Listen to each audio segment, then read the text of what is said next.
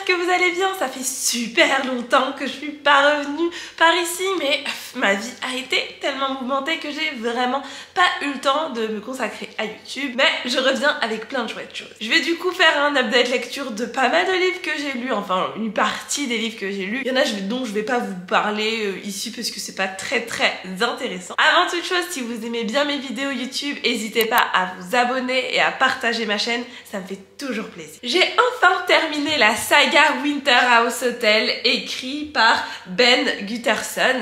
Ça fait 2 ans je crois que je suis sur cette saga. C'était pas si long que ça, mais ça faisait quand même pas mal de temps. Pour vous rappeler brièvement l'histoire, on va suivre Elisabeth qui est une petite orpheline et qui va aller à Winter House Hotel. Elle va découvrir là-bas que Winter House Hotel est spécial et que elle aussi a des particularités. Elle aime beaucoup les énigmes et elle va faire notamment la connaissance de son ami Freddy, où ils vont passer plusieurs temps à Winter House Hotel et on va suivre leurs aventures à tous les deux dans leurs petites enquêtes et tout. Il y a plein de petites énigmes, c'est assez sympa. Le tome 3 a été celui que j'ai moins aimé. Je sais pas vraiment trop vous dire pourquoi, mais je pense que je me suis un peu lassée puisque c'est toujours le même schéma. Celui-là se déroulait pas à la même période que 2 autres tomes. J'ai moins aimé l'histoire, mais aussi c'est la première fois de tous les tomes où j'ai deviné la fin et à peu près ce qui allait se passer parce que c'était, enfin, notamment certains événements étaient assez prévisibles.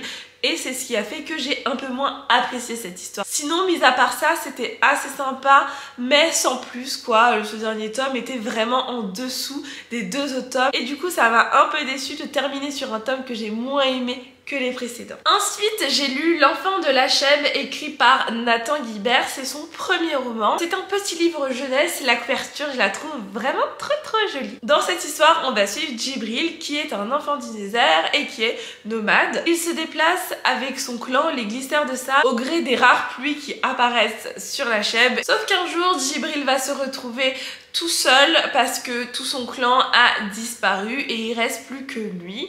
Il va donc essayer d'être dans une quête pour retrouver où est son clan et essayer de les délivrer, de les retrouver, tout ça. Je suis moyennement convaincue par l'histoire. J'arrive pas trop à mettre le doigt sur pourquoi je suis moyennement convaincue par l'histoire. Je sais pas si c'est les personnages, si c'est l'histoire, si c'est la façon de raconter les choses, si c'est autre chose, mais j'ai pas été complètement à fond dans cette histoire. Le livre il fait à peine 300 pages et normalement c'est un livre jeunesse, je prends vraiment pas beaucoup de temps pour le lire et j'ai quand même pris 2 semaines pour le lire. J'étais dans une période normale, enfin tout allait bien dans ma vie, j'ai lu d'autres livres à côté parce que en fait, je sais pas, j'ai pas trop aimé ma lecture, je sais pas pourquoi, mais j'ai pas accroché. Peut-être que vous allez accrocher, mais moi ça n'a pas été le cas. Et j'arrive pas vraiment à mettre le doigt sur pourquoi j'ai pas trop apprécié cette lecture. Peut-être parce que le personnage de Djibril était pas assez prononcé, que j'arrivais pas à comprendre ou quelque chose comme ça, mais vraiment j'ai essayé de chercher, j'ai essayé de comprendre pourquoi j'arrivais pas et j'ai pas vraiment bien réussi. Dans cette histoire, on va notamment parler d'aventure, il va être aidé de pas mal de gens, mais aussi d'un petit robot qui est un robot un peu spécial et on va apprendre à le connaître. Et j'ai trouvé par contre leur relation entre Djibril et le petit robot assez sympa et je crois que c'est la seule chose à peu près qui m'a assez plu dans cette histoire. Enfin, sa quête de retrouver sa famille était intéressante. Je suis d'accord que, enfin, il est tout seul, du coup il doit retrouver sa famille, mais assez être dans l'histoire pour être inquiète pour lui et sa famille. J'ai pas réussi à rentrer complètement dans l'histoire. J'ai bien aimé par contre, il y a certains passages qui racontent l'histoire d'un autre personnage qui fait partie du clan et c'est en gros son cousin. Et par contre lui j'ai bien aimé ces passages là où c'était plus ou moins intéressant, mais mis à part ça j'ai pas été totalement à fond dans cette histoire, ce qui est dommage, ça aurait pu être sympa mais ça ne l'a pas fait avec moi. Ensuite j'ai lu Le Manoir de Castelcats, le tome 1 écrit par Alain T. Puységur. Je l'ai reçu un service presse. J'aime beaucoup les histoires avec les chats, je trouve ça chouette, je trouve ça mimi et puis j'imagine toujours mon petit chat vivre des aventures pendant que je suis pas là et tout, ou même des petites choses. C'est dans ce contexte-là que je me suis dit que j'allais lire ce livre-là. Déjà, la couverture, elle est vraiment trop jolie. J'ai vraiment bien aimé. Je l'ai pas en version physique, mais en tout cas, je l'ai vue dans les librairies et je l'ai trouvée tout aussi jolie. Dans cette histoire, on va suivre Kovan, qui est un petit chat et qui a certaines particularités que je vais pas vous dire ici et je vais vous laisser les découvrir au fur et à mesure de votre lecture. Dans ce premier tome, on va notamment suivre Kovan qui va essayer de passer les épreuves pour rentrer dans cette école de magie et c'était vraiment super sympa.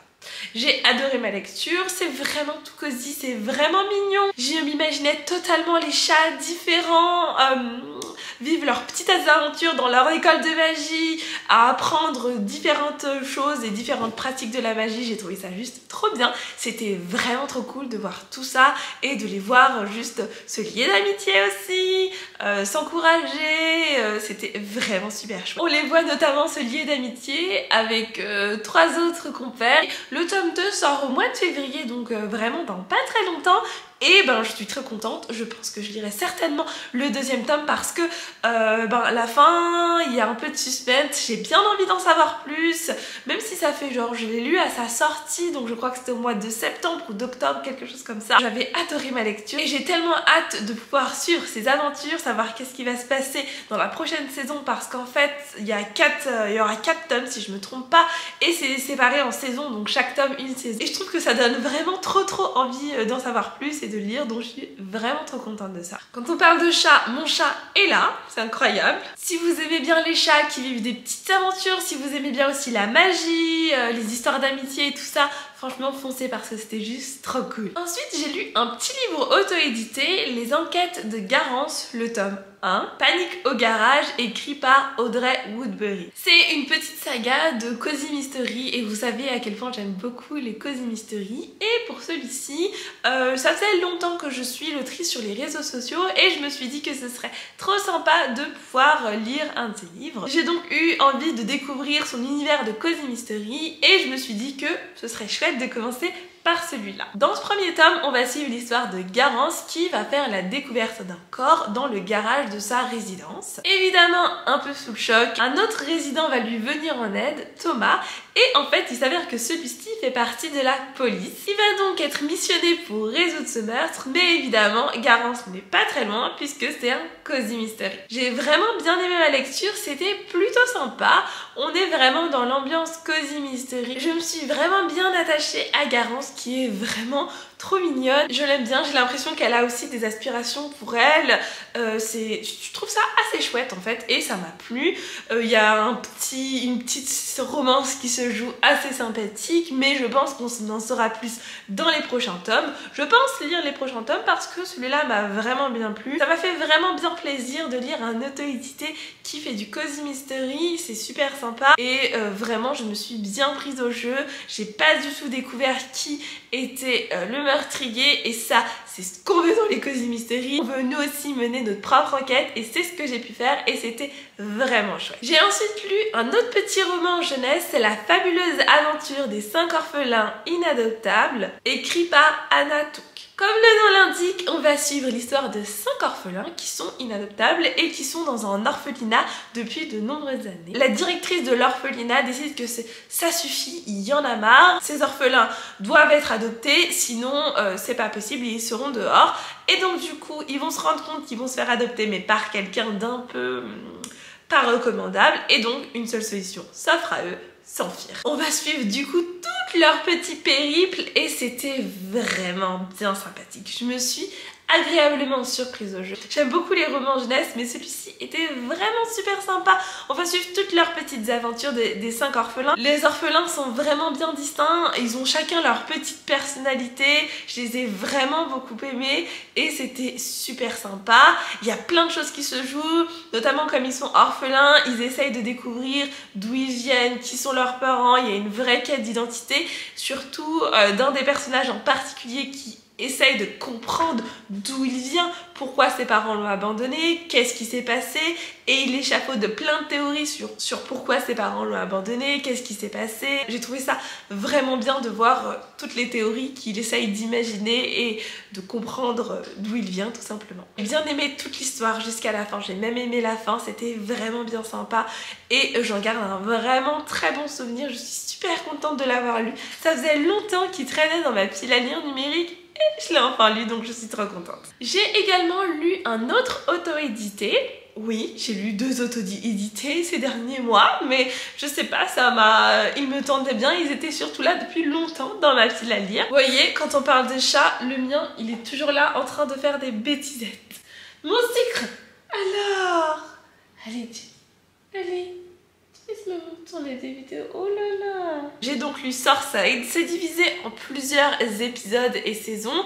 Moi j'avais juste pris le premier épisode et j'ai pas pris toute la première saison 1. Le fantôme de Waterloo, écrit par Lena Lucid. Dans cette histoire, on va suivre une jeune femme qui vit sa petite vie normale et qui un jour postule à un nouveau travail. Elle va postuler dans un travail qui s'appelle Sourcide. C'est tout simplement une société de conseil en solutions magiques. En allant à passer son entretien, elle va juste foncer droit dans un bus et elle va ressortir de cet accident sans aucune égratignure. Il va se passer plein de petits événements et elle va comprendre certaines choses. C'était vraiment bien sympathique. L'épisode 1 est vraiment très court puisqu'en fait on suit une petite histoire c'était vraiment sympa. On la suit découvrir du coup ce monde magique qu'elle ne connaît pas. On va la suivre du coup aider sa première cliente et vraiment c'était juste trop chouette. J'ai adoré, c'était sympa, c'est vraiment, ça se lit tout seul, c'est très facile, très good vibes, très mignon. C'était vraiment un truc super sympa à lire avec un petit truc avec des sorcières, un petit fantôme et sympa. Et je suis trop contente de l'avoir lu parce que ça faisait aussi longtemps qu'il était dans ma palle numérique et j'ai pris le temps d'enfin le lire. Si vous aimez les petites créatures magiques, les sorcières et puis un petit peu aussi les petites enquêtes, franchement c'était chouette, foncez, j'ai bien aimé. Je pense que je lirai au moins le 2e épisode mais j'ai pas encore pris le temps d'acheter le 2e épisode. C'était vraiment une très bonne découverte et je suis contente d'avoir pu découvrir sa plume. Elle était vraiment fraîche, c'était drôle, ça se lisait tout seul, un truc sans prise de tête, totalement ce dont j'avais besoin à ce moment-là et c'était vraiment trop bien. Ensuite, je m'étais mis comme objectif en 2024 de lire un peu des livres de non-fiction. J'ai lu mon premier livre de non-fiction de cette année 2024 qui a été Le prix à payer, ce que le couple hétéro coûte aux femmes, écrit par Lucille Killet. Je vais pas vous dire vraiment mon avis, enfin vraiment pour les livres de non-fiction, c'est pas encore trop mon domaine, mais pas trop comment expliquer ça. En tout cas, je l'ai lu, j'ai appris quelques petites choses, j'ai déjà fait un bout de chemin par rapport à ça, par rapport à tout ce qui concerne l'argent dans un couple, par rapport à l'argent de la femme, dans la société, la place que est accordée à la femme dans la société par rapport à son argent et tout ce que ça coûte aux femmes tout simplement d'être en couple notamment avec un homme et tout ce qui se passe pour elle avec son argent et tout l'argent, bref, ce genre de choses. J'ai déjà fait un long bout de chemin sur ça et donc ce livre ça a été juste une petite goutte d'eau qui est venue sur la surface quoi. J'avais déjà notamment pas mal de bases. Dans le même genre, si toute l'éducation financière et l'argent des femmes et l'argent dans le couple et aussi vous intéresse, j'ai un podcast Rends l'argent qui évoque un peu les mêmes sujets mais un peu différemment du livre mais qui est aussi très intéressant, notamment si vous n'avez pas vraiment beaucoup d'éducation financière au sujet de l'argent dans le couple ou dans l'argent des femmes tout simplement. Et ben vous pouvez aller écouter Rends l'argent. Je vous mettrai le lien du podcast en barre de description et c'est vraiment super intéressant. Enfin il y a vraiment beaucoup de choses super intéressantes que j'ai appris notamment grâce à ce podcast au tout début où je m'intéressais à l'argent dans un couple et que j'étais tout simplement en train de me renseigner sur mon éducation financière. Et enfin j'ai lu 2 bandes dessinées, une que j'ai bien aimée et une qui a été spéciale.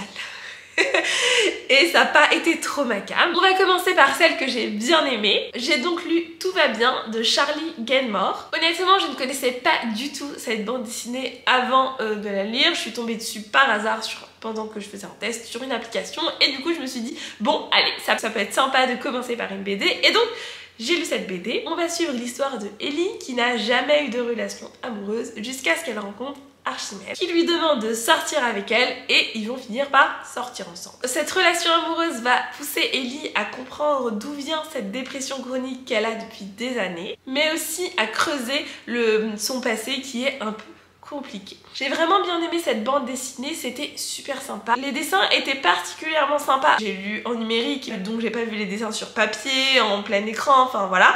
Mais c'était plutôt sympa, j'ai assez bien aimé la qualité des dessins et j'ai aussi bien aimé l'histoire. Il y a des réflexions super intéressantes à l'intérieur. Et puis c'est une BD autobiographique, donc vraiment j'ai juste bien aimé, j'ai trouvé ça très sympa de suivre l'avancée de sa vie et tout. C'était vraiment une BD que j'ai eu beaucoup de plaisir à lire. Il y a énormément de sujets qui sont traités dans cette bande dessinée. Il y a certains sujets qui m'ont fait un peu écho et donc je suis très contente de l'avoir découverte. Elle était vraiment bien sympathique. Et enfin la dernière BD que j'ai lue, La soutenable légèreté de l'être, écrit par Karen Zack et Eleanor Cost. On va suivre en fait la vie d'une jeune femme qui est assez angoissée et elle fait un peu une introspection où elle repense à ce qu'elle a vécu quand elle était plus jeune. On va suivre tout simplement ce qui s'y passe. En fait, j'ai trouvé que les sujets traités étaient bien. On traite notamment d'anxiété, enfin il y a des sujets qui sont assez sympas à l'intérieur de cette bande dessinée. J'ai été dérangée par certaines choses. Je sais pas comment vous dire, mais j'étais là, je lisais ça et je faisais une tête, mais je me disais hein, mais je comprenais pas trop bien les réflexions qui étaient ok, what the fuck, qu'est-ce que c'est que ça? C'est plutôt ça qui m'a sorti de ma lecture. Sinon dans l'ensemble la BD n'était pas si mal que ça, mais ça l'a vraiment pas fait avec moi. J'ai bien aimé le sujet comme je vous l'ai dit, mais c'est vraiment certains dialogues ou certaines petites planches qui étaient vraiment, j'étais là mais pourquoi il y a ça là, je comprends. J'étais un peu mal à l'aise parfois vis-à-vis de certaines choses. Peut-être aussi parce que je suis pas si anxieuse que ça. Enfin, je suis anxieuse, mais pas de façon anxieuse chronique, quoi, ce que vous voulez que je veux dire. Évidemment que je suis anxieuse puisque je fais de l'eczéma, anxiété, vous voyez le cercle vicieux, donc évidemment que je suis un minimum anxieuse, mais pas à ce point, en tout cas pas au point de là où est la bande dessinée. Mais ce que je veux dire, c'est que c'est pas forcément l'anxiété qui m'a dérangée, c'était la façon dont certaines choses sont tournées qui font que j'étais là, ouais, non pas trop en fait. Les dessins étaient sympathiques, mais c'est pas non plus ce qui m'a fait continuer la BD. J'ai continué et pourtant parfois j'étais là, bon je vais peut-être pas continuer, mais c'est une bande dessinée, ça se lit facilement, il n'y a pas beaucoup de pages, donc je me suis dit bon allez c'est pas grave, tu continues, peut-être que tu vas plus accrocher à l'histoire. Finalement, j'ai pas tant que ça accroché à l'histoire. Ce que j'ai bien aimé, c'est que parfois on voit littéralement son anxiété sur elle et tout, et j'ai trouvé ça vraiment super bien. Les couleurs sont assez dans les tons bleu clair, bleu foncé et parfois un peu de jaune. Donc un peu comme la couverture tout simplement dans ces tons là. C'était sympa les couleurs, mais il n'y a pas plus de couleurs que celle-ci. Donc voilà, bah écoutez, c'est tout pour les livres que j'ai lus. J'en ai lu plutôt pas mal finalement ces derniers temps, même s'il y a certains livres que je vous ai pas du tout parlé là, parce qu'il y a certains livres qui sont juste des suites de mangas que j'ai lus et je me suis dit je vais pas vous en parler maintenant, c'est pas forcément très intéressant. C'est tout pour cette vidéo, j'espère qu'elle vous a plu. N'hésitez pas à me dire dans les commentaires s'il y a certains livres que vous avez lus et qui vous ont plu, ou certains livres que vous recommanderiez qui seraient dans les mêmes thèmes. N'hésitez pas à me suivre sur les réseaux sociaux, notamment sur TikTok où je poste presque tous les jours et je commence à me prendre de plus en plus au jeu. Merci beaucoup d'avoir regardé cette vidéo, je vous dis à très vite pour une nouvelle vidéo et je vous fais des bisous.